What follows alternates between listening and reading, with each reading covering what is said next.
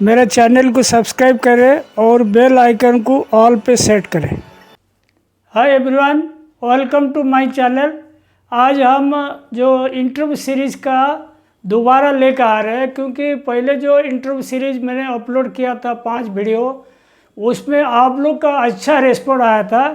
इसीलिए मैं सोचता हूँ ये इंटरव्यू सीरीज़ अपन दोबारा जो अभी बताएंगे कुछ इसमें ऐड करके कुछ अलग टाइप का बताएंगे, ताकि आपको ये इंटरव्यू देने वाले को बहुत मज़ा आएगा। क्योंकि मेरे को पहले वाला जो इंटरव्यू सीरीज़ का मैंने वीडियो अपलोड किया था, उसमें बहुत लड़कों का मेरे पास फ़ोन आया कि सर आपका वीडियो मैंने देखा था और मेरा इंटरव्यू बहुत अच्छा गया। और मैं तो ये बोल रहा हूँ, ये जो इंटरव्यू सीरीज़ है खाली अपना जो मतलब टेक्सटाइल प्रोफेशनल जो आदमी है, टेक्निकल आदमी, उनके लिए नहीं है। ये मिल का मालिक लोग के लिए भी चाहिए, या मिल का वीपी लोग के लिए भी चाहिए जो इंटरव्यू लेते हैं। मतलब किस टाइप का क्वेश्चन पूछा जा सकता है, उसमें इनको एक गाइडलाइन जैसा मिल जाएगा। वो सबके लिए फ़ायदेमंद है, इंटरव्यू देने वाले के लिए, इंटरव्यू लेने वाला भी। तो इसीलिए ये बहुत बढ़िया टॉपिक है, इसको आप ध्यान से देखिएगा और ये वीडियो आप लोग को बहुत अच्छा लगेगा। और मेरा जो पहले वाला जो इंटरव्यू सीरीज़ का जो वीडियो, जैसे ही आप लोग बहुत मतलब इसको सपोर्ट किया था, ऐसे ही ये वीडियो को आप सपोर्ट कीजिए। और मेरा चैनल का अगर सब्सक्राइब नहीं किए है तो इसको प्लीज़ कर दीजिए और फॉरवर्ड ज़रूर कीजिएगा और लाइक ज़रूर कीजिएगा। और आज का टॉपिक मैं चालू करता हूँ। देखो, इंटरव्यू सीरीज़ जो होता है, जो इंटरव्यू देने के लिए जाते हैं लड़के, बहुत इंटरव्यू देने जाते हैं, बहुत टैलेंटेड लड़के रहते हैं, लेकिन इंटरव्यू में फेल हो जाते हैं, क्योंकि वो सब तरीक़ा से व्यवस्थित करके तैयारी करके नहीं जाते। तो उसके लिए क्या करना है, तरीक़ा से रहोगी, व्यवस्थित रहोगी, तब जाके आप इंटरव्यू में पास हो पाओगे।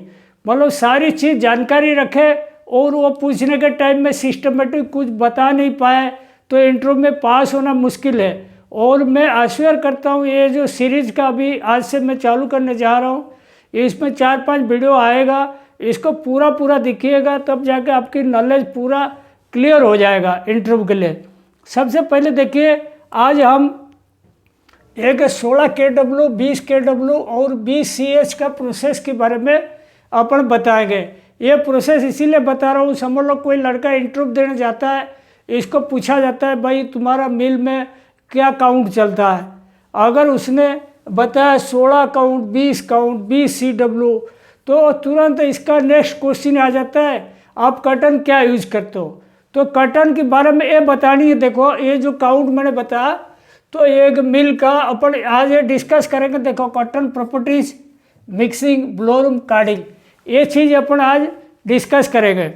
और सबसे पहले देखिए, अगर अपने 16, 20 और 20 के CW बताया, तो ये MECH कॉटन बताया, लड़का ने बता दिया MECH कॉटन चला रहे। तो वैसे तो आप H4 भी बोल सकते हो, LRA बोल सकते हो, मतलब अलग टाइप का भी कॉटन आप बोल सकते हो, या J34 बोल सकते हो।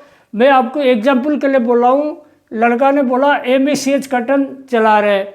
अच्छा, वो भी पूछ सकते हो MECH कॉटन कहाँ से आया, तो आप ये बोल सकते हो महाराष्ट्र का है करके बोल सकते हो। उसके बाद देखो, कॉटन वेराइटी के बाद फिर वो डिटेल में जाएंगे।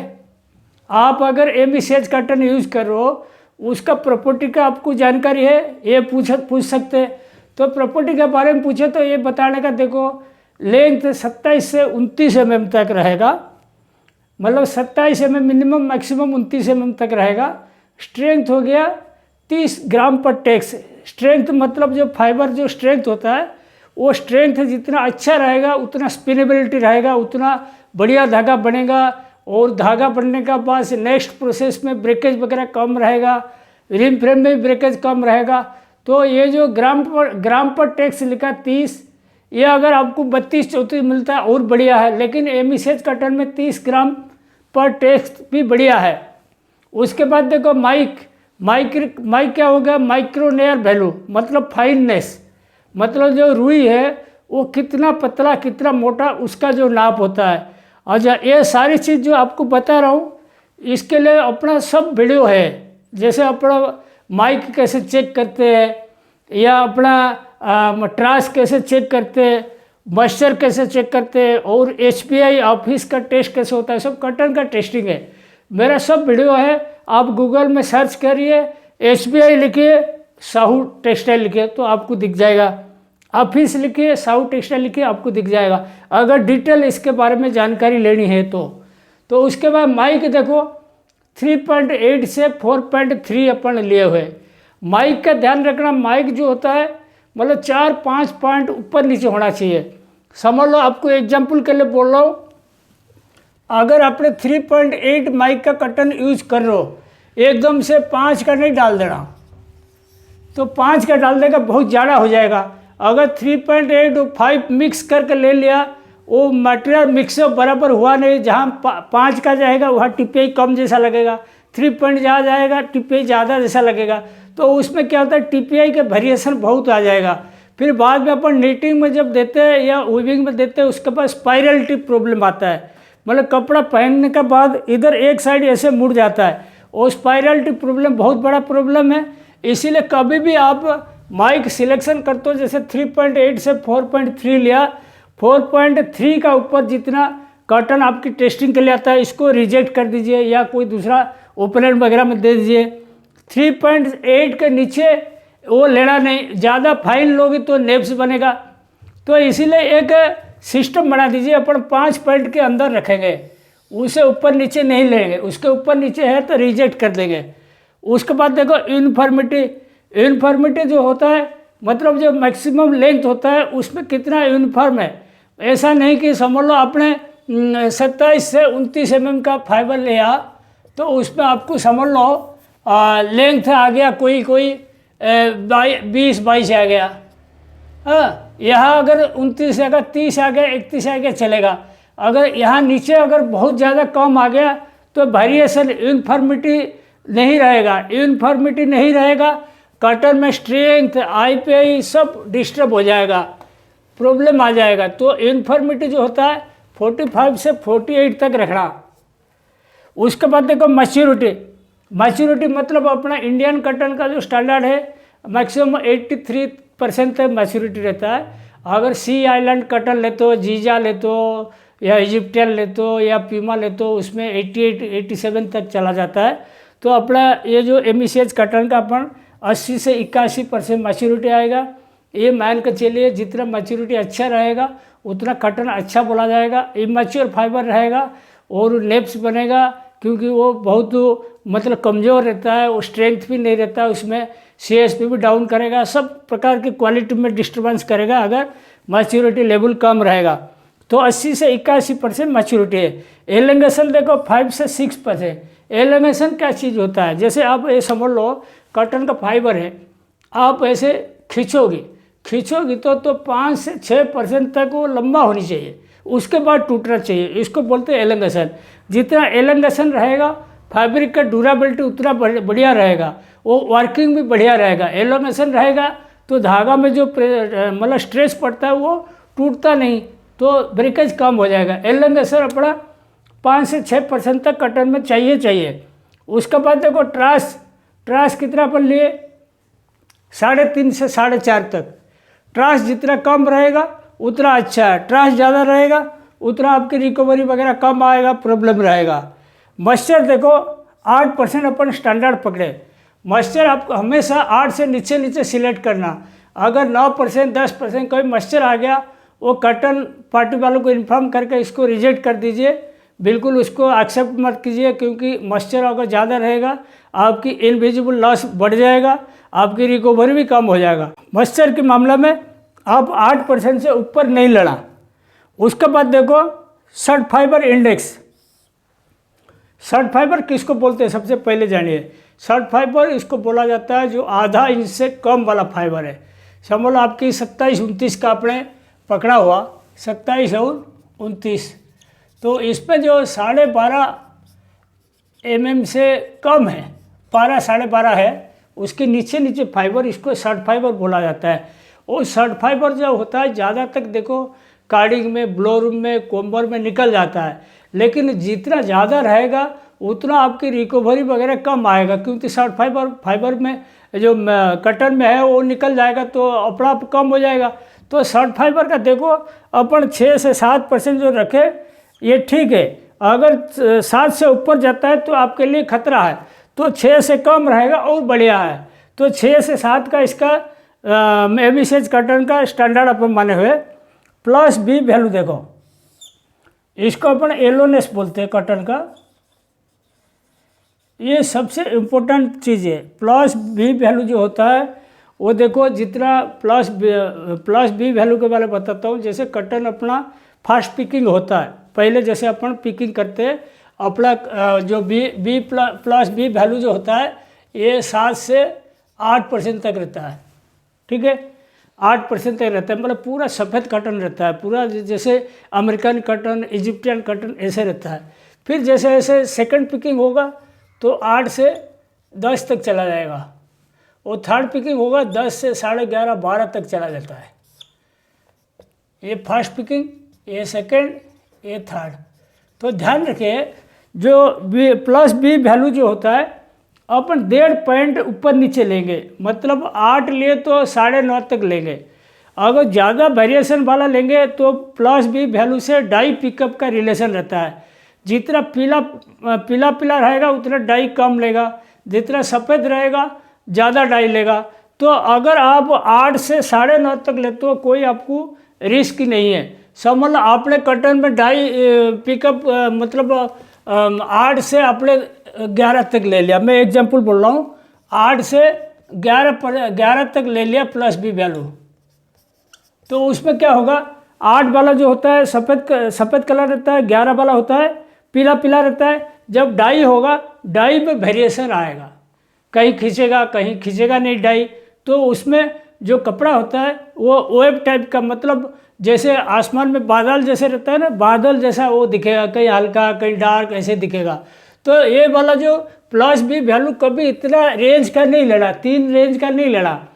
8 लिया तो 9.5 तक, या 9 लिया तो 10.5 तक ले लेना, या 9.5 लिया तो 11 तक लेना। मतलब 1.5 पॉइंट का ऊपर नीचे लेना, उससे ज़्यादा ऊपर नीचे नहीं लेना। ऊपर नीचे ज़्यादा लोगी तो दिक्कत जाएगा आपको डाइंग में, वो शेड वेरिएशन आएगा, प्रॉब्लम आएगा। उसके बाद देखो आरटी वैल्यू, ये जैसे येलोनेस है, ये वाइटनेस है, मतलब ये क्या जितना ज़्यादा रहेगा उतना ग्लेज आएगा, मतलब क्या बोलते हैं इसको, उतना मतलब लस्चरस रहेगा, मतलब सफ़ेदपन रहेगा।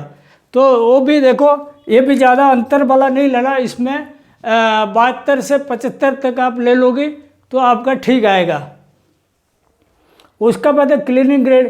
क्लीनिंग ग्रेड मतलब कॉटन का एक ग्रेडेशन होता है। क्लीनिंग ग्रेड मतलब कितना परसेंट वो साफ है और कितना अपन निकालनी है, उसका 41/2 बढ़िया रहता है। उसके बाद देखो नेप्स होता है 80 से 90 तक अपन लिए हुए, नेप्स पर ग्राम, ये होता है पर ग्राम का, ठीक है। उसके बाद नेप्स देखो 80 से 90 तक रहता है, और ये कॉटन में। और जब अपन ब्लो रूम में चालू करते हैं इसको, ब्लो रूम में वो 2-2.5 गुना बढ़ जाता है। मतलब 80 से 90 है ना, तो जब ब्लो रूम के प्रोसेस हो के फ्लेक्सिकिन से आगे मटेरियल आएगा, आप देखना 80 वाला हो जाएगा कम से कम 170 तक हो जाएगा, नेप्स बढ़ जाएगा, 2-2.5 गुना बढ़ जाएगा। फिर कार्डिंग में जब प्रोसेस करेंगे फिर घट जाएगा, मतलब जो 170 हो गया ना, कार्डिंग में प्रोसेस करने वाला 70 से 80 तक आ जाएगा, ज़्यादा से ज़्यादा 90 तक आ जाएगा कार्डिंग में प्रोसेस होने के बाद। तो हमेशा ध्यान रखो, कितना बढ़िया भी ब्लो रूम हो, लेटेस्ट ब्लो रूम है और सब बढ़िया है, बिल्टर वर्क पेंट सही है, सब कुछ सही है, फिर भी ब्लो रूम में जो कॉटन का नेप्स है 2-2.5 गुना बढ़ा कर देगा, उसके बाद आप कार्डिंग में घटा सकते हो। और देखो एससीआई क्या होता है, स्पिनिंग कंसिस्टेंसी इंडेक्स। वो क्या होता है, लेंथ और स्ट्रेंथ, मैच्योरिटी और ये इन्फर्मिटी, ये सब ले ला के ये एक एवरेज वैल्यू देता है। जितना ज़्यादा एससीआई रहेगा उतना बढ़िया है, ये मान के चलो। जैसे 145 से 160 अपन मैक में अपन सिलेक्ट किए, फॉर एग्जांपल कोई कॉटन 145 से नीचे आ गया, 140 आ गया, 138 आ गया, तो आप ऐसे कॉटन बिल्कुल सिलेक्ट मत कीजिए। इसको अगर आप खरीद लिया तो इसको अलग करके ओपन एंड में डाल दीजिए, लेकिन उस प्रोसेस के साथ मत मिलाइए। हाँ, 160 की जगह 65 आ गया, 70 आ गया, बढ़िया है, अच्छा क्वालिटी है, कोई दिक्कत नहीं। लेकिन 140-38 आ गया, 145 की जगह, इसको बिल्कुल अपनी प्रोसेस में मत मिलाइए। एशियाई बहुत इम्पोर्टेंट चीज़ है। और देखो ये जो मेक का मैंने बताया, उससे पहले आपको बता दूं, कटन देखो 4 वैरायटी का है। एक तो रहता है कोर्स काउंट, ये 18 mm से 22 mm 23 mm तक रहेगा, उससे ज़्यादा नहीं आएगा। कोर्स काउंट जैसे रहता है, मतलब B797 है, बेंगल देसी है, ऐसे ही तरह तरह का शर्ट फाइबर जैसा इतना 22-23 mm का आता है। वो ज़्यादातर ये कोर्स काउंट में जाता है, या टेरिटोरियल कंपनी लेते हैं, जहाँ पे मोटा काउंट 6 काउंट 8 काउंट 10 काउंट वो बनाते हैं। ये कोर्स काउंट का है। मीडियम काउंट में देखो अप टू 25 से 29, उसमें क्या आता है, उसमें आपकी 16 काउंट आएगा, 20 काउंट आएगा, 24 आएगा, अप टू 30 काउंट तक आ जाएगा। और कोई मतलब 36 काउंट तक भी चला लेते हैं। और फाइन काउंट देखो, फाइन काउंट क्या हो गया, 45 काउंट एंड एबव, 40 45 60 तक है, फाइन काउंट में आता है। और सुपर फाइन काउंट जो होता है, ये होता है कितना, ये आपको बताया तो देखो अप टू 14 काउंट, ठीक है। और ये हो गया कितना, 16 काउंट टू 30 काउंट, 34 काउंट भी जाएगा। फाइन काउंट हो गया 45 से 60 काउंट।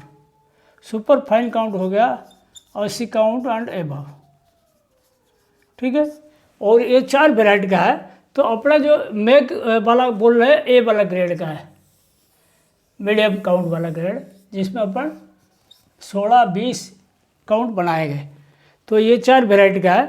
और टेस्ट इक्विपमेंट देखिए, SBI office high volume instrument, ये हर कॉटन पार्टी के पास रहता है, और वो हर मिल में भी रहता है। ये दोनों देखो उस्टर कंपनी द्वारा प्रोवाइडेड होता है। उस्टर कंपनी, उस्टर वाला दिया हुआ। वो जब भी कॉटन आता है देखो, उसको जैसे 100 बैल का एक ट्रक आ गया, तो हर जगह से थोड़ा थोड़ा रैंडमली सैंपल लेना, SBI टेस्ट करना, उसमें लेंथ वगैरह सब आ जाएगा, आपकी लेंथ और स्ट्रेंथ वगैरह, माइक वगैरह सब आ जाएगा उसमें। और आप उससे डिसाइड करोगे कि कॉटन सही है या नहीं है।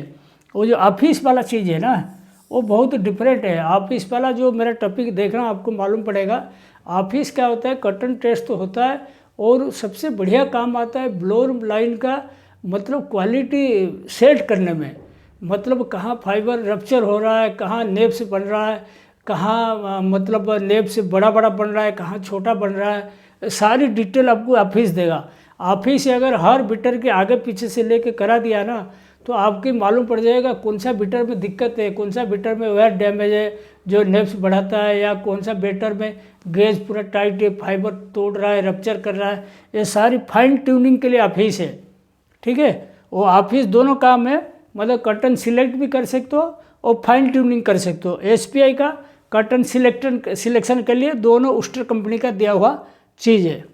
नेक्स्ट देखिए, अपना जो मिक्सिंग जो लगाएंगे, ले डाउन सिस्टम का है। आजकल जो हैंड मिक्सिंग, जो कॉटन का बेल अपन ऐसे जमा करते थे, हाथ से खुल के डालते हैं, और फिर MBO में हाथ से लेके भरवा जाता है, वो ज़माना अब ख़त्म हो गया लगभग। अब बेल प्लकर सिस्टम आ गया, उसमें मैन पावर भी कम लगता है, और वो ब्लोरिंग कार्डिंग का एफिशिएंसी अच्छा होता है, और उसमें बेल प्लकर में कुल मिलाकर प्रोडक्टिविटी वगैरह बढ़ेगा, क्वालिटी भी अच्छा रहेगा। तो बेल प्लकर जो होता है देखो, बेल प्लकर में जो ले डाउन लगाएंगे, उसमें बीच बीच में जैसे समझ लो आपकी प्रोडक्शन कितना कार्ड का है, मतलब 10 कार्ड का लाइन है, या 6 कार्ड का, 8 कार्ड का, उसी हिसाब से बेल प्लकर का कैपेसिटी लेना पड़ेगा। 800 किलो वाला 1 घंटे में प्रोडक्शन चाहिए, या 10,000 किलो वाला चाहिए, या 1,500 किलो वाला चाहिए पर आवर वाला प्रोडक्शन। तो कार्डिंग लाइन का कैपेसिटी का ऊपर है बेल प्लकर कौन सा लेनी है। अभी देखिए, सबसे पहले आपको पूछा जाएगा, अच्छा ये पॉकेट जो होता है, पॉकेट में देखो, जैसे आपको बता दूं, एक मेरा वीडियो है मतलब बेल प्लकर का जो बेल मैनेजमेंट है, मतलब बेल प्लकर में बेल कैसे अरेंजमेंट होगा, वेस्ट कैसे डाला जाएगा, और बेल प्लकर का क्या स्पीड रहेगा, कैसे इसको कंट्रोल करेंगे, सारी चीज़ आपको बताया गया, वो आप देखिएगा। और इसमें मैं आपको शॉर्टकट में बता दूँ, 2 से 3% तक वेस्ट, सॉफ्ट वेस्ट जो आता है, जैसे स्लाइबर है, पंखा वेस्ट है और रोविंग वेस्ट अगर ओपन करके रखा, वो जैसे अपना ले डाउन है ना, आप देखो ऐसे ले डाउन है समझ लो, इसमें अपना ऐसे बेल सब रखा हुआ, ठीक है, ऐसे बेल रखा हुआ, एक एक बेल लाइन है। तो उसमें क्या करना है, बीच बीच में एक एक पकेट, 3-4 पकेट आपकी वेस्ट परसेंटेज के हिसाब से 3-4 पकेट आप खाली रखना, 3-4 पकेट खाली रखना। जैसे सब लोग यहाँ खाली रखा तो यहाँ वेस्ट भर दिया, यहाँ बेल नहीं लगाना, बाकी सब बेल है, ये सब बेल है, ठीक है। ऐसे यहाँ खाली रखा, कभी इधर एक खाली रखा, फिर इधर एक खाली रखा।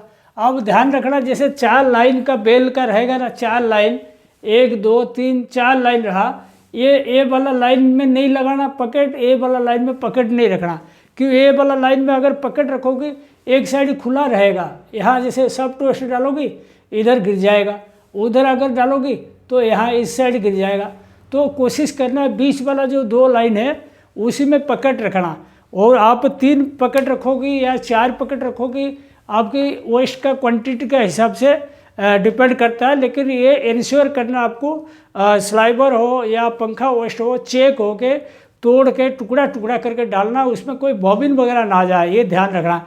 क्योंकि पंखा वेस्ट में जनरली खाली बॉबिन, भरा हुआ बॉबिन रिंग का आ जाता है, तो इसको पूरा चेक करके देना। और रोबिंग वेस्ट भी जो डालोगे पूरा ऊपर क्या हुआ, रोबिंग वेस्ट डालना, गुच्छा वाला बिल्कुल नहीं डालना। और ये पकेट में 2 से 3% तक वेस्ट आप डाल सकते हो, कोई दिक्कत नहीं है। कोई कोई मिल में 4-5% डालते हैं, लेकिन 4-5% ज़्यादा डालोगी तो क्वालिटी ख़राब होगा, यही सही रहेगा। उसके बाद देखो, आपको पूछा जा सकता है ब्लोरूम लाइन का जो सीक्वेंस क्या है। जैसे आप ये 16 काउंट, 20 काउंट, 20 CW KW चलाते हो, तो आपका ब्लोरूम लाइन का सीक्वेंस क्या है, मतलब कौन सा बीटर के बाद क्या आता है, ये सारी चीज़ पूछा जाता है। सबसे पहले देखिए, अपना बेल प्लकर आप कैपेसिटी के हिसाब से लेना। हाँ, समझ लो मैंने 9 कार्ड का लाइन लिया हुआ, कितना, 9 कार्ड का लाइन लिया हुआ, तो 9 कार्ड का लाइन है तो LA23/7 ये वाला मॉडल शूट कर जाएगा। उसके बाद ये देखो वेरियो क्लीन, वेरियो क्लीन जो होता है सबसे पहला बीटर है, वो मतलब सबसे ज़्यादा वेस्ट वही निकलता है। उसका नीचे ग्रिड जैसा रहता है, जाली में वेस्ट गिरता है, और वो मतलब हवा की सक्शन के माध्यम से वो कर्टन रोटेट करता है 2 परपोरेटेड रोलर के बीच में, और वहाँ वेस्ट गिरता है, वेस्ट गिरता है तो वो सबसे ज़्यादा वेस्ट गिरता है इसमें। जैसे अपना पुराना लाइन में देखना, स्ट्रेप क्लीनर जैसे अपन ज़्यादा वेस्ट देता है, ऐसे वेरियो क्लीन भी बढ़िया वेस्ट निकालता है। उसके बाद देखो यूनिमिक्स, ये मॉडल भी मैंने लेके दिया, देखो LB 9/2 हो गया वेरियो क्लीन, यूनिमिक्स हो गया LB 7/4। यूनिमिक्स का काम क्या है, कर्टन जो आता है, जैसे अपना वेरियो क्लीन के आगे कर्टन आया तो वो क्या होता है, यूनिमिक्स पे रहता है, देखो 6 चेम्बर रहता है, 8 चेम्बर रहता है, 2 प्रकार के रहता है। कोई कोई 6 चेम्बर रहता है, कोई कोई 8 चेम्बर रहता है। और कर्टन में अपन जनरली 8 चेम्बर का रखते हैं, और सिंथेटिक वगैरह होगा 6 चेम्बर चल जाएगा। वो ऐसे ऐसे ऐसे चेम्बर रहता है, ऐसे ऐसे, ठीक है, ऐसे 8 चेम्बर रहता है। तो कर्टन ऐसे गिरेगा, फिर इसके बाद इधर गिरेगा, फिर इधर गिरेगा, मतलब सीक्वेंस में ऐसे ही भरता रहेगा। ये जो बीन है ना, इसमें माल ऐसे ही भरता रहेगा। और जब 8 चेम्बर भर जाएगा तो ऐसे ऐसे काट के लेगा, नीचे से ऐसे काट के लेगा, ये ऐसे ले लेगा, फिर ऐसे काट के ले लेगा। मतलब क्या होगा, 8 चेम्बर में भरा और नीचे से बराबर काट के ले लेगा, पूरा चेम्बर का माल लेगा। तो उसमें इसको ऑटो मिक्सचर भी बोलते हैं, मतलब ये मिक्सअप भी करता है और इसमें ब्लेंडिंग भी कर देता है। और यूनिमिक्स में चलाने के बाद अगर समझ लो आपकी मिलांज का चल रहा है, पीसी का चल रहा है, पीवी का चल रहा है, जब डिफरेंट फाइबर या डिफरेंट कलर का फाइबर लगाते हो, वो यूनिमिक्स से आप किसी भी हालत में बाईपास नहीं करना। यूनिमिक्स तो हमेशा मिक्सअप करके बहुत बढ़िया रेसिपी बना कर दे देगा, ताकि उसमें ब्लेंड वेरिएशन नहीं रहेगा, शेड वेरिएशन नहीं रहेगा, क्वालिटी बढ़िया रहेगा, इक्वल धागे का हर जगह स्ट्रेंथ चेक करोगे, जैसे एक जैसा आएगा, ब्लेंड भी एक जैसा आएगा। तो यूनिमिक्स बहुत इंपॉर्टेंट चीज़ है। अगर यूनिवर्सिटी बाईपास करते हो तो फिर शेड वेरिएशन का बहुत डेंजर प्रॉब्लम आ सकता है। उसके बाद देखो फ्लेक्सिकिन LB5/6 फ्लेक्सिकिन लास्ट बीटर है ब्लोरूम का, उसमें वायर पॉइंट रहता है बीटर में और कोम्बिंग एक्शन जैसा होता है, इसीलिए ये बीटर का स्पीड ज़्यादा नहीं रखते। माइल्ड ऐसे जैसे कोम्बर जैसे अपना कंगी जैसे सर पे करते हैं ना, ऐसे रुई में ऐसे ऐसे वो मतलब कंगी जैसा कर देगा, मतलब पैरेलल कर देगा फाइबर को ज़्यादा तक, ताकि अगला प्रोसेस के लिए फ़ायदा हो। और फ्लेक्सिकिन के बाद देखो एक कंटामिनेशन क्लियरर है, आप चाहे विटल स्कल लगाओ या जोशी का लगाओ या आप ट्रेजलर का भी लगा सकते हो, और कोई भी मतलब जो अच्छा क्वालिटी का है, या प्रीमियर का भी आता है, प्रीमियर का भी लगा सकते हो। तो उसमें क्या होता है कंटामिनेशन क्लीनिंग कर देगा। जूट है, मतलब सुतली है, PP है, पॉलीप्रोपिलीन है, कागज़ है, कलर फाइबर है, वो जो भी है सब अलग करके दे देगा। और ये जो विटल स्कैन के बारे में मेरा एक टॉपिक है, आप इसको ज़रूर देख लीजिए, आपको क्लियर मालूम पड़ जाएगा कितना इजेक्शन होना चाहिए, कितना % एफिशिएंसी आना चाहिए विटल स्कैन का, और पॉलीप्रोपिलीन का कैसे रिमूव होता है, उसका क्या क्या सिस्टम है, डिटेल आपको मिल जाएगा। वो वीडियो ज़रूर देख लीजिएगा। उसके बाद देखो वेस्ट % की बात करें, ब्लोरूम का वेस्ट 4% तक ठीक है, कार्डिंग का वेस्ट 5.5 तक ठीक है, और फिल्टर का जो मिट्टी वगैरह गिरता है, शर्ट फाइबर गिरता है, फ्लाई गिरता है 0.8, इनविजिबल लॉस हो गया 0.5, टोटल 10.8% मैंने ब्लोरूम कार्डिंग का वेस्ट पकड़ा। इसीलिए पकड़ा, देखो ये जो 16 काउंट देख रहे हो, 20 KW 20 CW देख रहे हो, ये मैंने एक्सपोर्ट के हिसाब से बता रहा हूँ, एक्सपोर्ट काउंट है, ध्यान रखना। इसीलिए अपन 10 से 11% के बीच में अपन वेस्ट % रखें ब्लोरूम कार्डिंग का, और ये % वेस्ट नहीं रखेंगे हम एक्सपोर्ट करने लायक नहीं रहेंगे, क्योंकि एक्सपोर्ट वाला जो लॉट है वो पार्टी मांगता है IPI अच्छा होनी चाहिए, स्ट्रेंथ अच्छा होनी चाहिए, तो आप कैसे दोगे? अगर आप उस हिसाब से वेस्ट नहीं निकालोगे, आप वेस्ट नहीं दे पाओगे क्वालिटी। इसीलिए 10.8% तक मैंने वेस्ट रखा। अगर कटन आपके पास बहुत बढ़िया कटन आ गया तो आप इसको 0.5 0.6 तक कम कर सकते हो। समझ लो पूरा 29 का आसपास आ गया कटन, तो आप इसको थोड़ा सा कम कर सकते हो। उसके बाद देखो ब्लोरूम का cleaning efficiency, blowroom cleaning efficiency कितना मैंने पकड़ा? 45 से 48%। वो क्या चीज़ होता है ब्लोरूम क्लीनिंग एफिशिएंसी? समझ लो आपकी मतलब कटन में ट्रास हो गया, समझ लो आपके 4% हो गया, मैं एग्जाम्पल के लिए बोल रहा हूँ। समझ लो कटन में ट्रास हो गया आपके 4%, ठीक है। और आपके जो ब्लोरूम चलने के बाद, मतलब फ्लेक्सिकिन के बाद जो कटन निकला, फ्लेक्सिकिन के बाद उस पर समझ लो आपकी उसमें जो निकला उसमें ट्रास हो गया, समझ लो कितना 2.2%, एग्जाम्पल बोल रहा हूँ। तो आप उसका क्लीनिंग एफिशिएंसी कितना आएगा? 2.2% आपकी वेस्ट रह गया, वो 4% ट्रास था उसमें। तो आप ब्लोरूम प्रोसेस के बाद 2.2 रहा, तो आपकी क्लीनिंग एफिशिएंसी कितना है वो बताता हूँ। तो ये 4 - 2.2 डिवाइड बाई 4 कितना हो गया? देख लो एक बार, 4 - 2.2 डिवाइड बाई 4 कितना हो गया? इंटू 100 कर दो, % में निकलेगा 45% हो गया। तो इस तरह कैलकुलेशन होता है, मतलब कटन में कितना ट्रास था, और ब्लोरूम चलाने के बाद जो मटेरियल निकला, जो फ्लेक्सिकिन लास्ट मीटर के आगे जो माल निकला, वो कितना % वो ट्रास है, उसको माइनस करके उसमें फिर टोटल कटन में जो ट्रास था डिवाइड करके इंटू 100 करना, 45% आया। ऐसे ही कार्डिंग का भी अपन जो क्लीनिंग एफिशिएंसी 95 से 97% लिए हुए, और वो कैसे निकालेंगे? कार्डिंग का समझ लो आपकी मतलब ब्लोरूम ख़त्म होने के बाद कितना आया? 2.2% था, एग्जाम्पल बोल रहा हूँ, 2.2 था, 2.2% हो गया ब्लोरूम का। और जब कार्डिंग का स्लाइवर निकला, कार्डिंग का जो स्लाइवर निकला, समझ लो इसमें 2.2 था ना, इसका 0.110 रहा, 0.110 आपके ट्रास रहा। तो आप इसको कैसे निकालोगे? देखो आपको बता दूँ एक बार,